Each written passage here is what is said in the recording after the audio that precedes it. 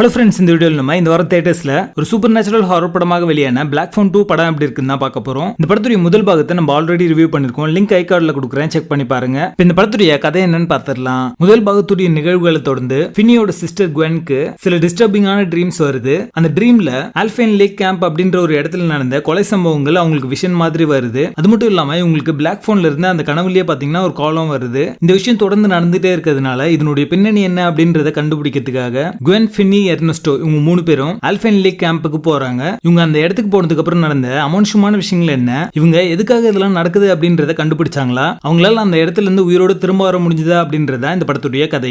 Gwen கேரக்டர்ல நடிச்ச Madeleine மெக்ட்ரா பாத்தீங்கன்னா ஒரு பினாமினல் பெர்ஃபார்மன்ஸ் கொடுத்திருக்காங்க. அவங்களுடைய பெர்ஃபார்மன்ஸ் மூலமாவே இந்த படத்தை ஹோல்ட் பண்ணாங்க அப்படின்னு தான் சொல்லுவேன். பிரதர் சிஸ்டருடைய அந்த காம்போ சீக்வன்ஸ் எல்லாமே ரொம்ப நல்லாவே ஒர்க் அவுட் ஆயிருக்கு. ஈத்தன் ஹாக் கிராபரா நடிச்சிருப்பாரு. அவர் வர சீக்வன்ஸ் எல்லாமே அவரோட பெர்ஃபார்மன்ஸ் மூலமா எலிவேட் பண்ணி காமிச்சிருக்காரு. அவருடைய டைலாக்ஸ் எல்லாமே இன்ட்ரெஸ்டிங்கா இருந்தது பாக்கிறதுக்கு. அவர் இந்த படத்துடைய வில்லனா இருந்தாலுமே அவர் பண்ற விஷயங்கள் எல்லாமே பாத்தீங்கன்னா என்டர்டெய்னிங்கா ஒரு லைக்கபிள் கேரக்டரா இருந்துச்சு அப்படின்னே சொல்லலாம். ஒரு ஹாரர் படத்தை பொறுத்த வரைக்கும் பாத்தீங்கன்னா அந்த கில்லர் அப்படின்ற கேரக்டர் வந்து நம்மளுக்கு இன்ட்ரெஸ்டிங்கான ஒரு கேரக்டரா தான் தெரியும். லைக் ஸ்கிரீம் மாதிரியான படங்கள்ல பாத்தீங்கன்னா அந்த மாஸ்க் போட்ட கில்லர் எந்த மாதிரி மத்த கேரக்டர்ஸ் எல்லாத்தையும் அவுட் ஸ்மார்ட் பண்ணிட்டு அவங்களை எப்படி கொல்றான் அப்படின்றது இன்ட்ரெஸ்டிங்கா சொல்லியிருப்பாங்க. அதனாலே பாத்தீங்கன்னா ஒரு ஹீரோக்கு ஈக்குவலான ஒரு ரெஸ்பான்ஸ் வந்து அந்த மாஸ்க் கில்லருக்குமே இருக்கும். அந்த மாதிரியான ஒரு ஃபேக்டர் பாத்தீங்கன்னா கிராபர் கேரக்டருக்கும் இருந்துச்சு. ஸ்காட் டெரிக்சனுடைய டைரக்ஷன் அண்ட் எக்ஸிகியூஷன் இந்த படத்துக்கான பிளஸ்ஸாவே அமைஞ்சிருக்கு. ட்ரீம் சீக்வன்ஸ் எல்லாமே பாத்தீங்கன்னா 8mm ஃபிலிம்ல வந்து ஷூட் பண்ணிருக்காங்க. அதனாலே பாத்தீங்கன்னா எது ட்ரீம் ரியல் அப்படின்றத டிஃபரன்ஷியேட் பண்ணி ரொம்ப நல்லாவே விஷுவலா போர்ட்ரே பண்ணிருப்பாங்க. அதெல்லாம் பார்க்கிறதுக்கு ஒரு விஷுவல் ட்ரீட்டா இருந்துச்சு அப்படின்னு தான் சொல்லுவேன். இந்த படத்துல டிஸ்டர்பிங்கான எலிமெண்ட்ஸ் நிறையவே இருக்கு. சோ நீங்க ஒரு லைட் ஆர்டர் பீப்பிளா இருந்தீங்கன்னா ஸ்கிப் பண்றீங்க. சினிமாட்டோகிராஃபி ரொம்ப நல்லாவே பண்ணிருந்தாங்க. குறிப்பாக அந்த ஸ்னோ லேண்ட்ஸ்கேப் எல்லாத்தையும் காட்டின விதம் பாத்தீங்கன்னா ரொம்ப நல்லாவே இருக்கும். அது இந்த படத்துக்கு தேவையான அந்த ஈரி என்விரான்மெண்ட் ஆட் பண்ணிருக்கு அப்படின்னே சொல்லலாம். முதல் பாகத்துடைய எண்டிங்கை ரெஸ்பெக்ட் பண்ணி இந்த படத்துல கன்வின்சிங்கான ஒரு சீக்குவலா இந்த படத்தை கொடுத்திருக்காங்க. அது இந்த படத்துக்கான பிளஸ்ஸாவே அமைஞ்சிருக்கு. ஃபர்ஸ்ட் பார்ட் பிடிச்சவங்களுக்கு பாத்தீங்கன்னா செகண்ட் பார்ட் கொஞ்சம் பிடிக்கிறது கஷ்டம் தான். ஏன்னா இந்த படத்துல பாத்தீங்கன்னா டிஃபரெண்டான ஒரு ஆங்கிள் வந்து படம் வந்து டிராவல் ஆகும். அது மட்டும் இல்லாம இதுக்கு முன்னாடி வந்த நிறைய ஐகானிக்கான ஹாரர் படங்களான நைட்மேர் ஆன் எல்ம் ஸ்ட்ரீட் மாதிரியான படங்களை ஞாபகப்படுத்துற மாதிரியான காட்சிகளும் கான்செப்டும் தான் இந்த படத்துல இருக்கு. ஸ்கேர் ஃபேக்டர் அப்படின்றது இன்னுமே பெட்டரா இருந்திருக்கலாம் அப்படிங்கிற மாதிரி தோணுச்சு. படத்துடைய பேசிங் நல்லா இருக்கும். மொத்தத்துல இது ஒரு ஒன் டைம் வாட்சபிள் ஹாரர் படமாக வந்திருக்கு. படத்துல அடல்ட் கண்டென்ட் இல்ல, இருந்தாலுமே கோர் எலிமெண்ட்ஸ்லாம் இருக்கு. அதுக்கேற்ற மாதிரி பிளான் பண்ணிக்கோங்க. பிளாக் ஃபோன் 2 படத்துக்கு எங்களோட ரேட்டிங் 6.25 out of 10.